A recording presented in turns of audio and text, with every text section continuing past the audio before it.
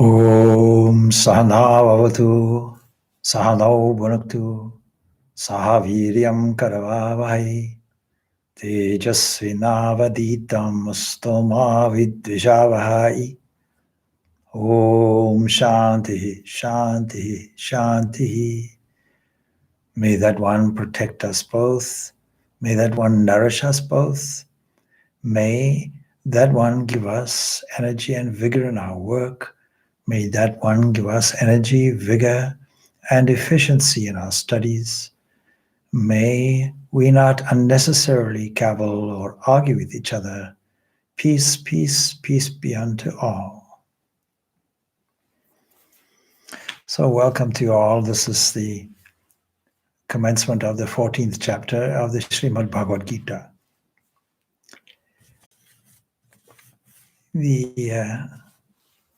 Of course, the title of the chapter is called Gunatraya Vibhaga Yoga.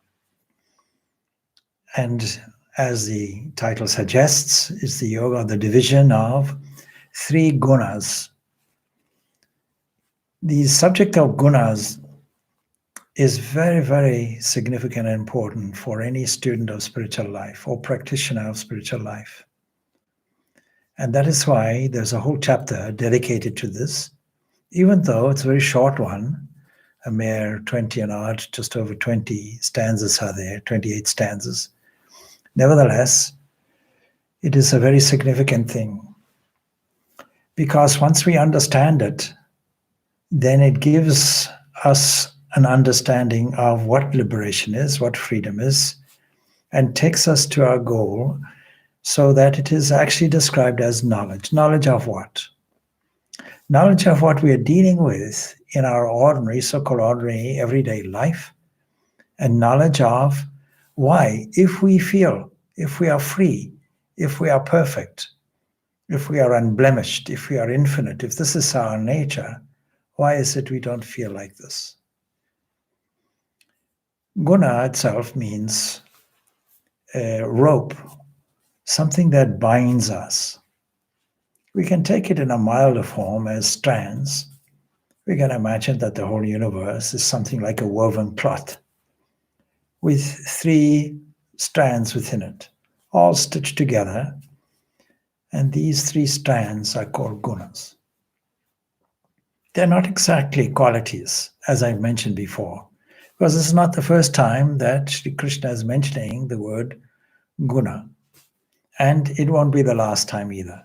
We find reference to it, even in the 18th chapter, we find a very wonderful reference to it. So the guna is not exactly a quality as many people think it is, because as I've said before, to have a quality, there must be some kind of substance there. You can't ask, what shall I bring? If I ask, you give me a cup of whiteness, or give me a cup of blue, or give me a cup of energy, something like that. There has to be some substantial thing there. A cup of what? Swami, you asked me for a cup of something. Is it a cup of white sugar, or is it a cup of white milk, or white paint? What is it? So there are three evolutionary substantial forces. And it's not that the universe has these, the universe is this. We often think that the universe is a highly technical and complex thing. Scientists are studying through cosmology, and at the other end through microbiology, and even further down through quantum physics. What is the nature of nature itself? And in looking, they find increasing complexity and scratching head moments. We don't know what any of this is. But these ancient rishis, these ancient scientists, even before this Bhagavad Gita, these people who had a whole geography of cosmology in their minds and a whole psychology stemming from Kapila's Sankhya, understood very clearly what was the composition of the thing that we call nature, what we call the universe, what we call all beings, what we call the observational realm that we try to grasp. It was understood that we can boil it down to a simplicity. There are three evolutionary forces at play, At every level we'll see it. And these are called sattva, rajas, and tamas. So the understanding of these gunas is essential in our spiritual study and our spiritual practice. On the psychological level, we can stand back as a kind of witness and we can observe all the thoughts and feelings going through and floating through a field, a mental field that we can observe, and more importantly, that we can change, not by struggling, not by attacking, but by simply seeing at any given moment, is there any quality of upliftment, purity? Sattva is characterized by purity. There's no self-interest in it. Illumination, purity, high values, these are all part and parcel of what we call sattva. Rajas is all to do with egoistic activity, broadly speaking. It is to do with a frenzy of go-getting. In fact, rajas, when we come to shortly, is really a fine recipe to create anxiety in you. And then tamas. Tamas is worse. Tamas is blindness. Tamas is emptiness. Tamas is laziness. It manifests itself mostly in our life as the presence of laziness, indolence, lack of interest, a lackluster attitude, and also characteristic of ignorance, which leads us down a very dark path of behavior. And so, all of these are binding. But when we deal with sattva, sattva is more like a glass where we can look through it. It's not exactly the end, but we can see it because it creates an element of clarity. Dealing with these three gunas is a speciality in Patanjali Yoga Sutras. Seeing that there are these three evolutionary forces at every level, we have the capacity to know at any moment which one is on center stage of the mind at any time. And having registered its presence, we can gently usher in new ideas, new scenes which have the sattvic element to it. The most dangerous of these gunas, as I mentioned, was tamas. There was a great quotation really from Buddha, who was said to say that pamado machino padam, that negligence, forgetfulness is equivalent to death, he says. And so it's something that we should avoid. Now, when we say avoid, we should also avoid a struggle with it, a fight with it. And it's not about fighting with this. It's about noticing how these elements are coming in. And then, just as in a motor car, we can see where the gear is by means of how the vehicle is behaving. In a manually operated automobile, we have the opportunity of going faster or slower by operation of the gears. The gears are a kind of accelerating or restraining machine, or part of the machinery that does it. And we can see which gear are we in at any moment in time, and gently shift it up to the next level, and then the next level. We can go from tamas to rajas to sattva. Or, much better still, we go from each one of these, rajas and tamas, right up to sattva. Why should we do this? Because the characteristic of rajas and tamas is pain. We become very painful. Rajas gives us innumerable desires, unlimited wants, stirring up the mind in agitation, no end to it. A whole drive toward ambition and no rest for it. Thinking that we'll get some peace of mind and joy, we find that it's the exact opposite. it only brings us pain. We'll have some funny example for that.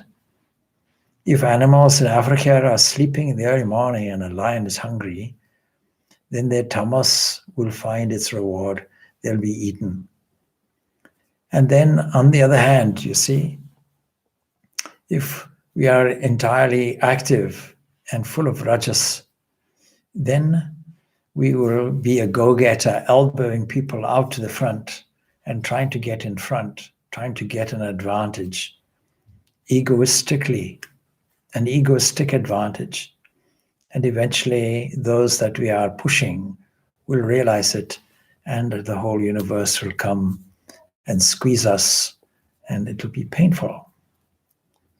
So sattva brings us calmness, sattva brings us inner joy, sattva brings us a neutralization of these pain-bearing waves in such a way that we can see with clarity, we can reflect the deep nature of our own inner self. Every religion is replete with rituals and festivals and pilgrimages. And memories of these often float into our consciousness, unaware, or we catch us unawares in moments where the mind is sometimes idle. These friends come and waft into our conscious field without any introduction or any warning. And we should welcome them and see if we can allow them to stay longer and longer and longer. If we use this technique when we observe these egoistic impulses, either rajas or tamas, and bring them in, let them glide in, make sure that they are favorable thoughts to us, they in turn will be favorable for our revelation. And this creates a chain reaction in us. It takes a twofold chain reaction occurs. Firstly, it immobilizes rajas and tamas. As soon as we introduce sattva and shift our gear, as it were, up to a sattvic level, we find that rajas and tamas gets neutralized in a harmless way. Rajas and tamas will come up spontaneously, of course. But when we notice it, we can reenact some scenes that elevated us. Let us take, for example, if we went on pilgrimage, many beautiful, beautiful scenes. Or if we heard a beautiful concert that elevated our soul and brought tears to our eyes. Or if we saw an act of kindness somewhere. There are so many scenes that are stored in our memory that will assist us in this endeavor. So that is the first benefit to us, that it immobilizes this rajas and tamas if we have a sporting attitude about it. And secondly, it opens the door for grace. The Lord's grace flows through. It's not an uphill method.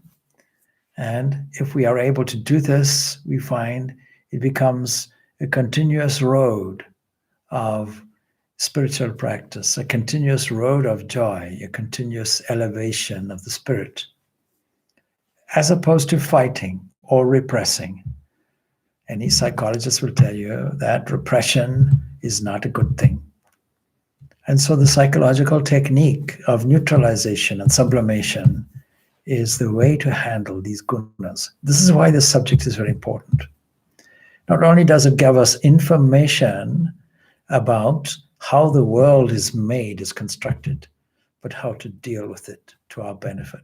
And the benefit of all, because we know from various texts in, say, the Brihadaranyaka Upanishad, that we can view this deep sense of self as a witness, a knower, a thinker.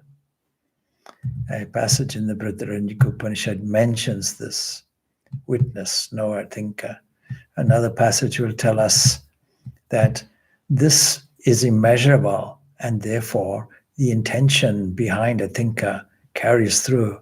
It is never neutralized unless we ourselves introduce a contradictory or neutralizing thought. And this we know carries through, so that we make all the great scenes for ourselves, which are auspicious to ourselves and others, a creative movement to make a better universe for us. So we are creating our own field by just this simple exercise, a kind of sporting, easy exercise that is not a struggle. Now, in the whole of this Bhagavad Gita, we find that the whole, because there's an introduction to this 14th chapter, so we will find that it is pointed out that knowledge of the subject helps us to get freedom. Freedom being the goal throughout all the scriptures. It tells us in a very astute way that really what we're looking for is our inherent freedom. Some people may be looking for happiness, some people may be looking for power, but when you really analyze it, we're looking for unrestricted freedom. And then the next subject it deals with is, if we are to know the answers to questions, then one question always comes up. Where are we coming from? How were we born? What is the origin of all of this? This is a question that we ask, but it's also a question that science asks. All cosmologists are asking this question. What is the origin? And all biologists are asking, what is the origin of life? Is there some kind of abiogenesis from which all this arose? How do we get from a seeming jumble of chemicals to a thinking, conscious being evolving over time? And the answer in these texts is very simple. The answer to your cosmological question and your answer to your biological question is the three gunas. That is, these evolutionary forces that juggle and vibrate and mix together. And then we find a presented world. Cosmologically, this world is presented threefold as gravitational energy that wants to pull things in and make things less divided. And then we have electrical energy that wants to spread things out. This is equivalent to Rajas. And then we have this inertia that doesn't want to change. We find this whole thing full of tamas.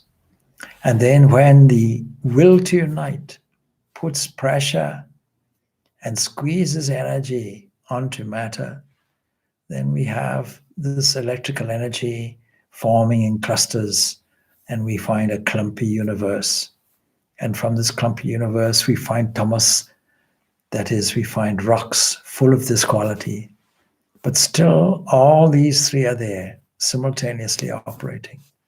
So on the physical level, we find it. There's a great difference between a rock and a jumping mammal. And there's a great difference between a jumping mammal and a human who is a thinking, evaluating, deciding being. So that's on that level. On the physical level, there are times we know that we feel physically lazy. We don't want to get out of the bed. Other times we feel that we should be exercising the body, but there's a laziness. But when we boil it down, we find that the physical laziness is coming from a mental laziness. You have to mobilize the mind. You have to make a suggestion to the mind of the benefit of getting up and doing. But you see, whatever doing we are doing, if it's egocentrically based and motivated, then it will cause us pain. This factor we always have to bear in mind. So the subject that the 14th chapter deals with is the process of birth or origin, and then what the functions are of these gunas, and what the symptoms are of the gunas once we have attained a saturation of sattva. How does that look? How does it affect us in all our dimensions? Because they're all connected, physically, psychologically, emotionally, spiritually, it's all connected. If we accommodate Rajas and Rajas dominates, then what does that look like? What does a lazy, indolent man look like? So that is also dealt with. And then more importantly, how do we transcend these gunas? Transcending these gunas means freedom. And a particular term is used, Two terms are there unique to the Bhagavad Gita. Trigunatita, one who transcends the gunas, and Sthita Prajna, one of steady wisdom. Sthita Prajna was a term he came across in the second chapter of this Bhagavad Gita. And Trigunatita is a term used now, and they are similar. So what are the characteristics of that? How can we form an ideal and then emulate that? How can we imitate the highest examples of somebody who is saturated with this quality, the illuminating quality of sattva? And how can we obtain it? What values do we have to incorporate? And then how Gunatita is defined. And that ends, of course, the 14th chapter with these subjects. So with this in mind, let us now commence our study. So the chapter begins with an opening statement by Sri Bhagavan, that is Sri Krishna. Sri Bhagavan Uvacha Param Bhuya Pravakshami Jnanam Uttamam Yajñatva Munaya Sarve Param Siddhim Ita Gataha. Gataha, that is, it's gone. What is gone? You see, the Blessed Lord is telling us that I shall again declare what? Param, again, Bhuyaha, again. That is, he's done it before. And any message worth repeating and any message worth getting into our brains and getting into our hearts has to be repeated time and time again. We know it's significant and important when it's repeated. So this is not a new thing. And yet we have to be reminded. Not only reminded, but with subtle subjects, new approaches have to be made. Here is a new approach, but we have to understand that the importance of this, what is the importance? This is not just any knowledge, this is supreme knowledge. The best of all forms of knowledge, so it says. And then what is the benefit of knowing this? So, Jnatva, having known this great knowledge, which Munayaha, sages are called munis, silent ones. Silent ones because there's no need to make a song and dance. We were saying in English, empty vessels make the most noise. And when these entities are full, what to say? Everything is fullness everywhere around. And so, by knowing which all the sages, all the wise people have passed from this world into the highest perfection. These sages don't require any further knowledge, but by this knowledge, they have reached the perfection. By this knowledge, you too will arrive at this perfection. And that's the significance of knowing this subject matter. So the votaries of Brahmajnana, these are designated, these munis. And of course, perfection is there to the extent that they make progress in this knowledge. Sri Ramakrishna has this to say. Knowledge pertaining to Ishvara, the one that is the Lord, is the real knowledge. See, branches of arts and sciences, logic, grammar, learning, such as these, usually confuse the understanding instead of clarifying it. A very astute observation. What are we now doing in trying to understand the objective world? We're breaking things down into minute parts to try to understand the whole. And people get engaged in the part, forgetting about its significance in the whole. It's like taking a clock apart and wondering, how does a gear contribute to this? Analyzing the gear, forgetting there's a whole clock. It has no meaning until you fit it into the overall thing. But what we take to be knowledge today and in our educational system is all the knowledge that he's mentioning here. So arts, sciences, logic, grammar, and other things, learning such as these they tend to confuse our understanding, not enlightened. Very curious understanding, counterintuitive to many people, that the more education they get, it's possible that you're compounding your confusion. Sacred books often function as shackles, not liberating things, that prevent free thinking. All learning is good, he says, if it can ever guide man Godward. That's the criteria. When you ask a question, is this good? Is that good? Well, is it leading you to your goal of perfection? Is it leading you or assisting you toward your freedom? Is it helping you to discover the Godhead? Godhead as distinct from God is used. Godhead meaning the very highest principle, beyond even our Ishvara. So, what are the benefits then of this Brahmanyana, this much advertised knowledge of this Brahman? And Sri Krishna comes to the second stanza. Idam jnanam upastritya mama sadharmyam agatha sargepi no pajayante pralayena vyatanticha.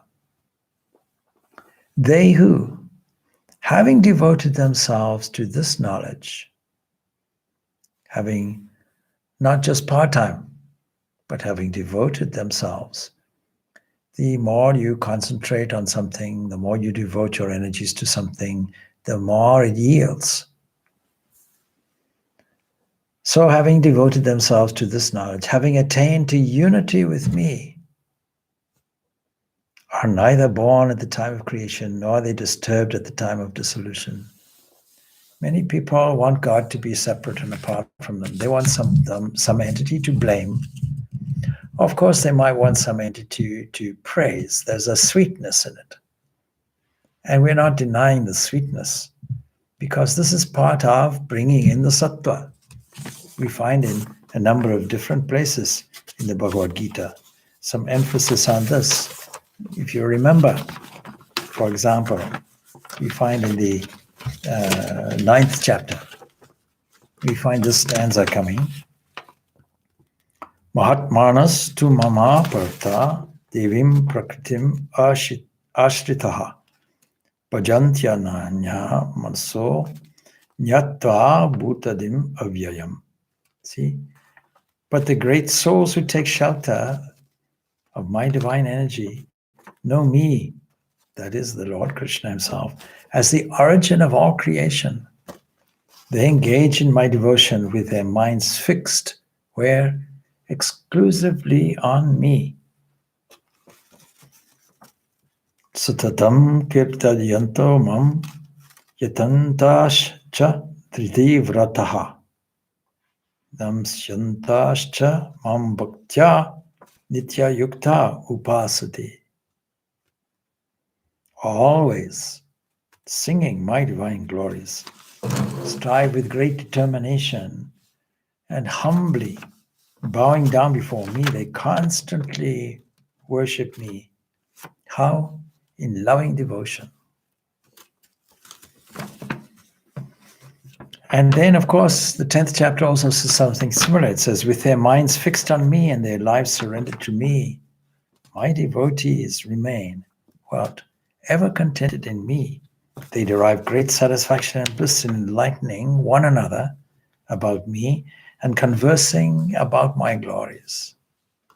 So these are beautiful ways, along with rituals, along with pilgrimages, assemblage of great memories, assemblage of all these thoughts that we can instantly bring out when faced with elements that will be damaging and painful to us. So, having attained to unity with me, are neither born at the time of creation. What does that mean? Do we believe in a creation? You see, sometimes we say in philosophy, no, we don't really believe in creation as such. We believe in a projection of something. And it is this projection, and that it is this sustaining of this projection, and ultimately this dissolution, that we find in these three gunas. These three gunas are responsible for the illusion of permanency. And this is what we're suffering under. Because, you see, if ignorance is the cause of our suffering, then the antidote is clearly knowledge. And we have to get that knowledge, not as Sri Ramakrishna points out, in this academic knowledge that may be more confusing and may compound our difficulties. But it's more in knowledge of this unity, and means knowledge yielding to understanding and an actual unity of existence with me. So these ones, they're not born. Either creation meaning the first movement within this equilibrium of these three evolutionary forces where they're not doing much, they're not doing anything. They have become like salt dolls, and that means they don't erupt again at the next cycle of cosmic evolution.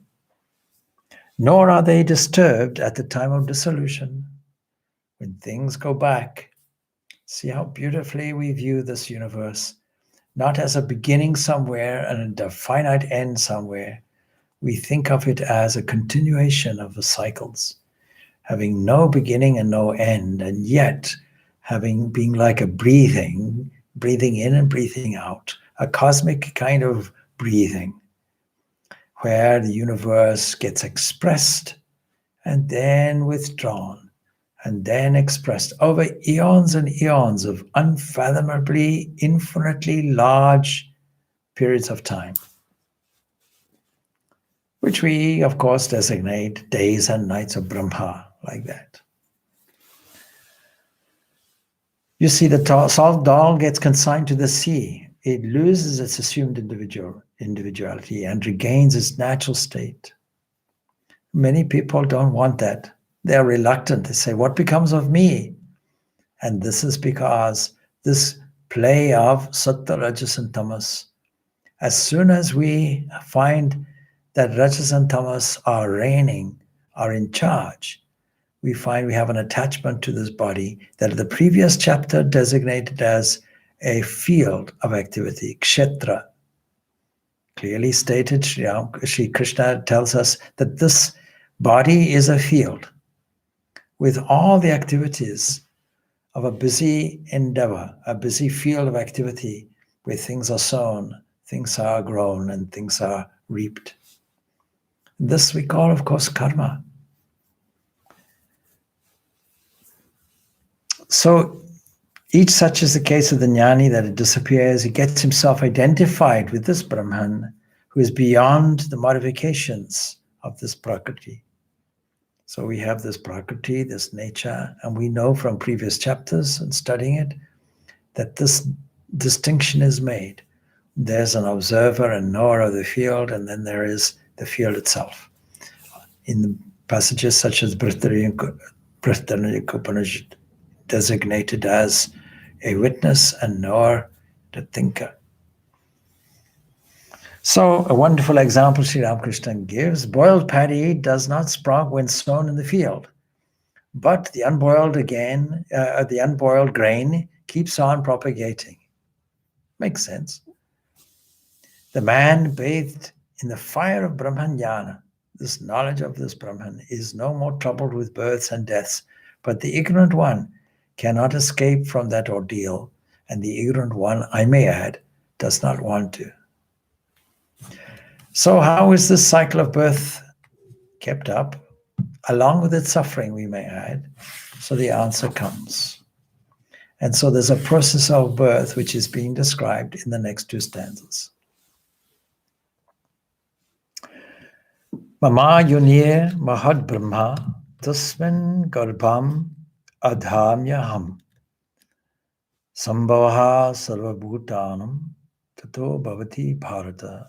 My womb is the great one, the Mahat. The beautiful description of the cosmic process. It is Brahma, the one that expands, or Prakriti. In that womb, you can imagine, in that ground, in that fertile area, I place the germ, the seed, just like we do in any other species, that we find a seed is there and it develops in a womb, and from there comes life and so on. Same thing with the cosmos, the exact same process. But in this case, it comes from one which is greater than any other thing we can think of in the universe. That is why it is called Mahat. It is a four-faced entity in mythology. That is, it is omniscient and omnipresent and omnipotent. It looks everywhere, it sees every corner, and controls everywhere. It constituted, though, of three gunas. The whole of nature is really nothing more than these three elements.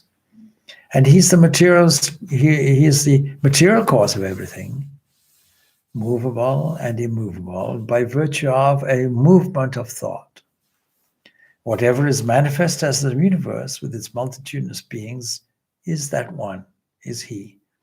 And his unmanifest state is immense. It's immensely more than we could ever think of.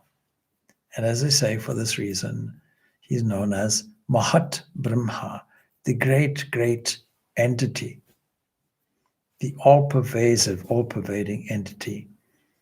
So we can imagine a seed is sown in the soil, and in the sack, the seed is the germ, in the soil, the womb.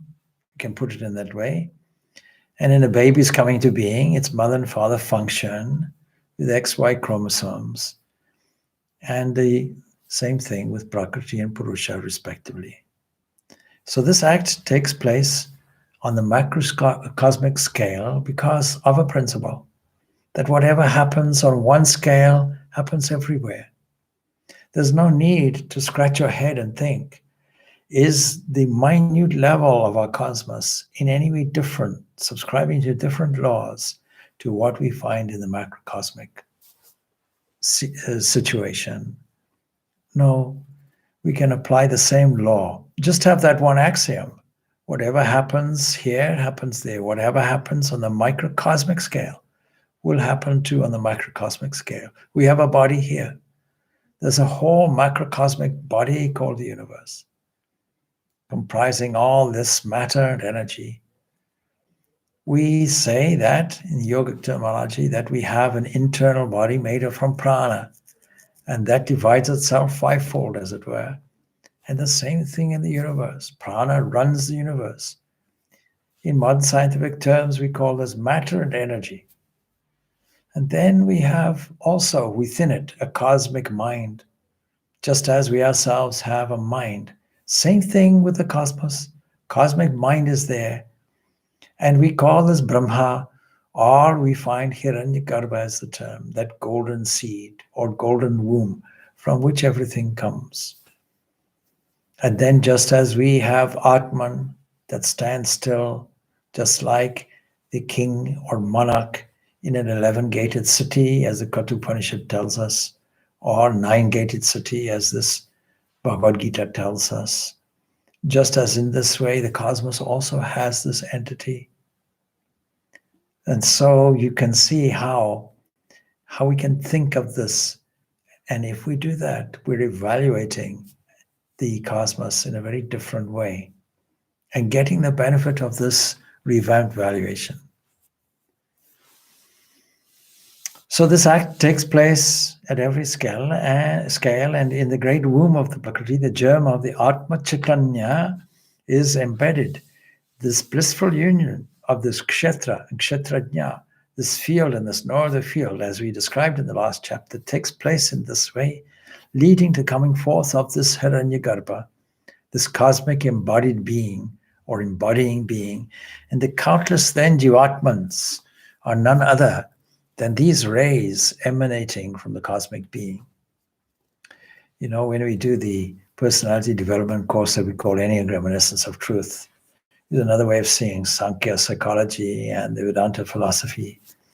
It made clear that although there are various personalities that are described making up the universe, making up the individualities, these all can be seen as rays emanating from the one white light.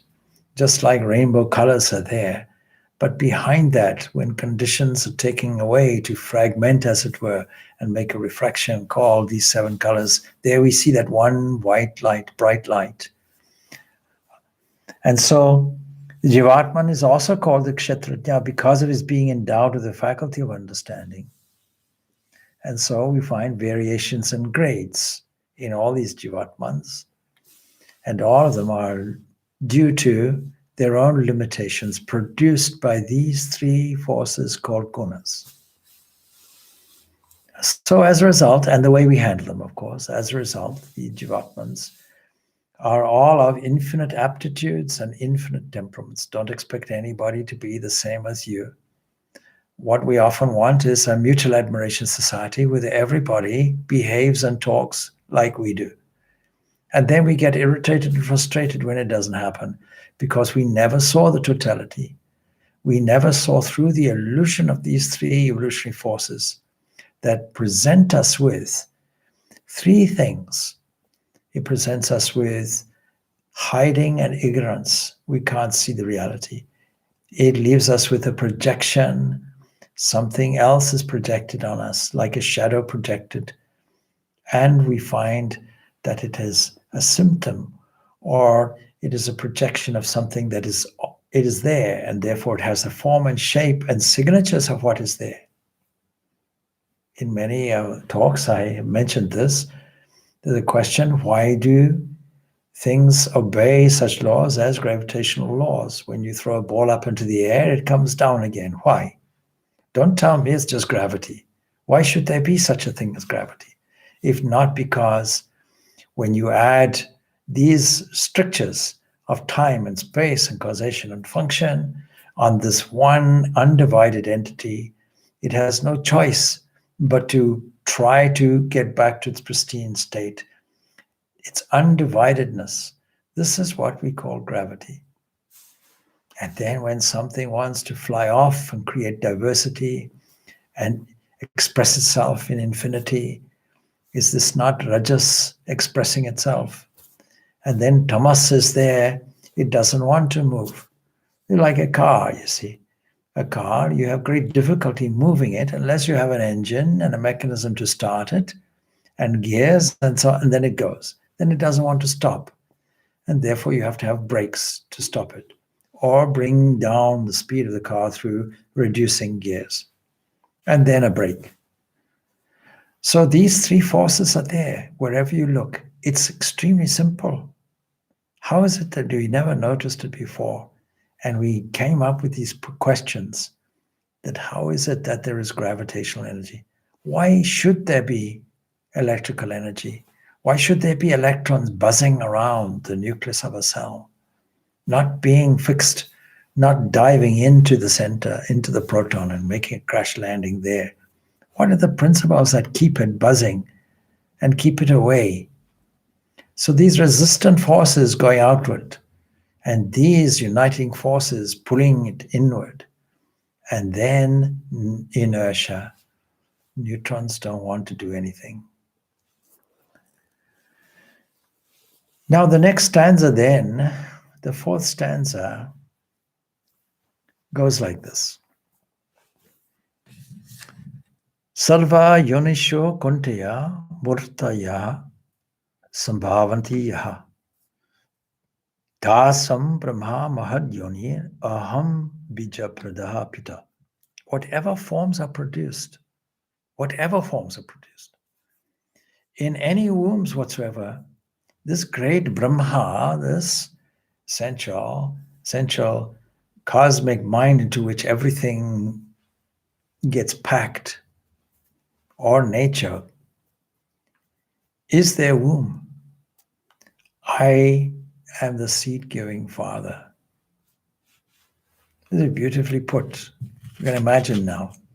You ask somebody now, how does this universe come into being?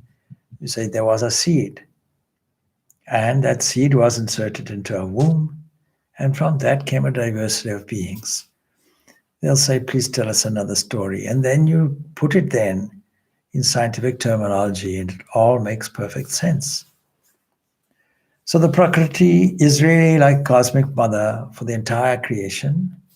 And Ishvara, the Lord of the universe, is like the Father. These gunas being there, what are the functions of them? And so an explanation comes here like this. Sattvam rajastama iti gunaha prakriti sambhava. Dibid nati mahabhav dehe dehinam avyayam. Sattva rajas and tamas. These gunas, O mighty armed, these ropes that bind us in our ignorance, born of Prakriti, bind the indestructible embodied one fast in the body. We create our prism by not severing these. So very clearly now it's spelled out, the Prakriti is made up of the three gunas, and it should not be just construed that just as forms are superimposed on substances like gold, the gunas are superimposed on the Prakriti, not like that. Because truly, just as fire and its heat are one and the same thing, so Prakriti and the gunas are completely identical. Prakriti is just combined gunas. It's like you put different colors into a color printer, and whatever picture you want to print out, the colors combine and make whatever you want. Or it's a bit like you have different rainbow colors within a rainbow, and the combination just makes something that is beautiful. So Prakriti or the Kshetra is dependent on what? On this knower, thinker, witness that sits within, that is clearly not itself, not guna in a certain sense. In a certain sense, because you see, the nature of the gunas produces the illusion that all of this is living, moving, breathing individual objects, having their name and form and function, having their different causation. And if it wasn't for this illusion, the whole game of the cosmos would have to stop. It is required that these evolutionary forces are there. So this means that what we call a universe is our sporting ground, if we only knew it. And that means then that dealing with it in the mind itself will be taken on in this way. And that when we promote the sattva element and do it more and more, we're saturating the unconscious mind.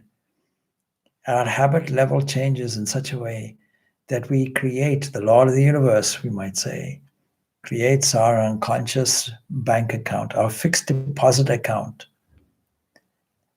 And that then becomes a new habit. And the new habit, once it is formed and once we're overwhelmed with it, really becomes our new nature, the nature of an enlightened being, the one who has transcended these three gunas themselves and is in a masterly situation of control, no longer bound.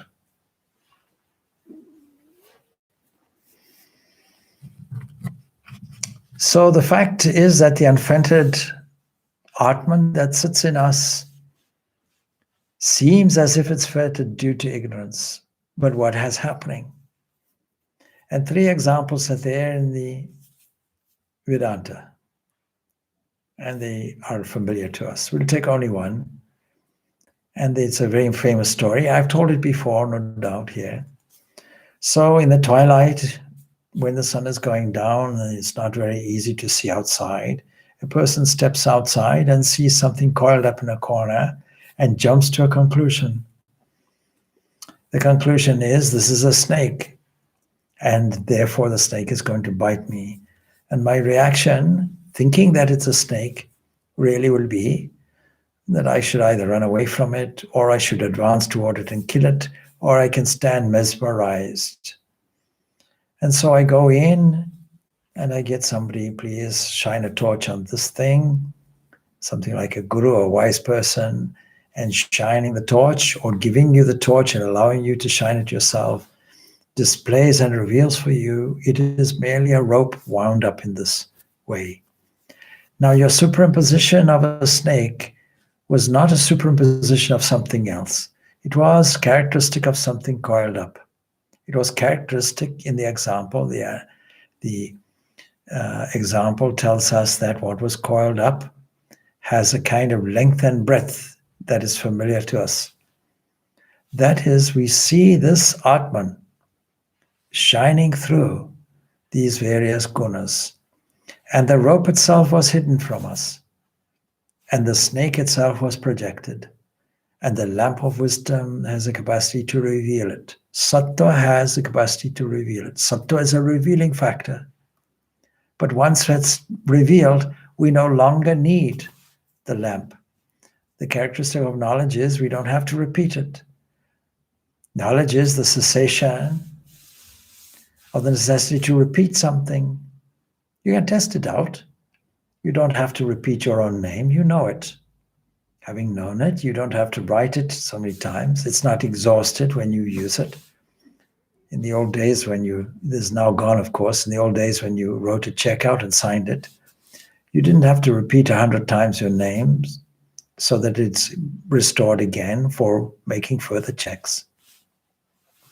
So the characteristics of the three gunas are now actually delineated in the next stanza. Tatra sattam nirmalatvat prakashakam anamayam sukha sangena vadnati jnana sangena cha naga. Of these, tatra, sattam, sattva, being stainless, is luminous and unobstructive. It binds only sinless one by creating attachment to happiness and attachment to knowledge. Having got happiness, having got knowledge, you can then get attached to it. It's also a binding element. And the sattva guna can be compared to an evenly made clear glass. You can see through it. And things are vividly visible by seeing through it. But nonetheless, its transparency is almost like the real thing. But it also has a revealing thing. We can see through it. Another example is given, of course, by Patanjali or the commentators on his sutras, that these three gunas is like a lake, you see. And the three kinds of waves are in it. Rajas and tamas are there, and they make a disturbance, stirring up the mud and making lack of clarity by its turbulence. And sattva comes along and has a neutralizing effect, calming the waters and making them crystal clear so that you can see right to the bottom. And right at the bottom, what we will find in the yogic language, Purusha, Vedantic language, Atman. And then, of course, we no longer need the mechanism that allowed us to look at it. The clear mind, the sattvic mind, the illumined mind, does not require the mind itself anymore. No more than we are permanently attached to a telescope in order to see the stars. Freedom means we have the freedom to look through the telescope at the objects. We can look at the telescope, here in this example, representing the mind. And then we can look away as well. This is the true freedom.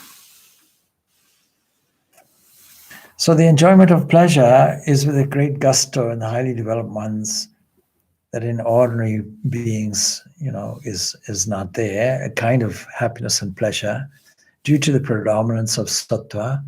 This is also there. And so even this pleasure can be an attachment. You can see how the mind can be elevated from mere eating, drinking, and the sustaining things of biological, physical life. Some people's interests are just that. And we can say as our lifestyle becomes more opulent, then we make it a kind of art so that we not only just eat, there's a phrase, of course, do you live to eat or eat to live? So those who live to eat will have refined the gusto of a dog when the dog eats its food, or when any animal eats. And when you approach it, it growls at you. It doesn't like you, even if you're the master. The hand moving, it has an instinct which says, my food is here and I don't wish to be deprived of it. So other people find their delight in higher things, in art, in culture, in science. But still, it can be an attachment. Other people then feel their delight in God, feel their delight in singing God's name and saturating the mind with his delightful presence. Even this can be an attachment, because what we're looking for is that bliss which infinitely transcends any of this. Know rajas to be of the state or the nature of passion. So we find, just to recap, that sattva is of the nature of illumination. It is luminous. It is the lamp. And rajas is of the nature of passion, the source of thirst and attachment.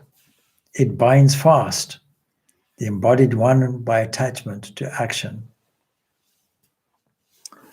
Rajo ragatmakam vidhi trishna sanga samudyabham tan nibadnuti kontaya karma sangya dehinam.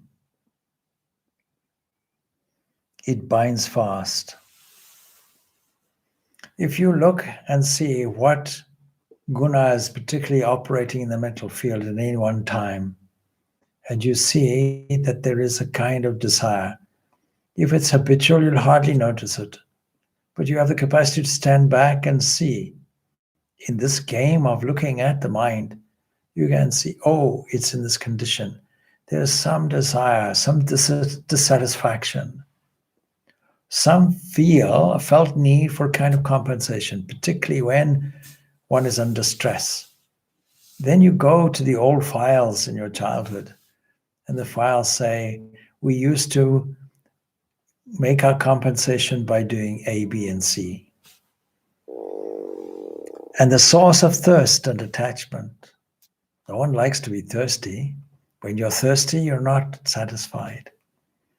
And when you're attached to something, someone, some object, I know some people who are attached to their car. They even think the car has a gender and call it a name. My car, Elizabeth, or something like that. And when the car gets old and they have to change it, they get emotionally upset. Imagine, it's just an object.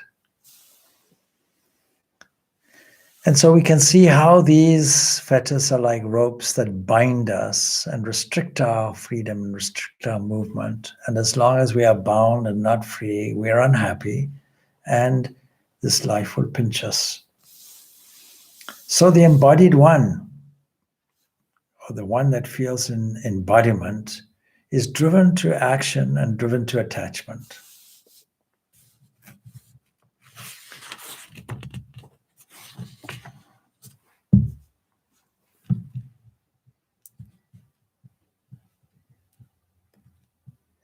Tamas tvajnanam tvajnanajam vidhi mohanam sarvadehinam pramadalasya nidrabis tan nibadhinati parata. Inertia. Tamas is inertia. Something doesn't want to move.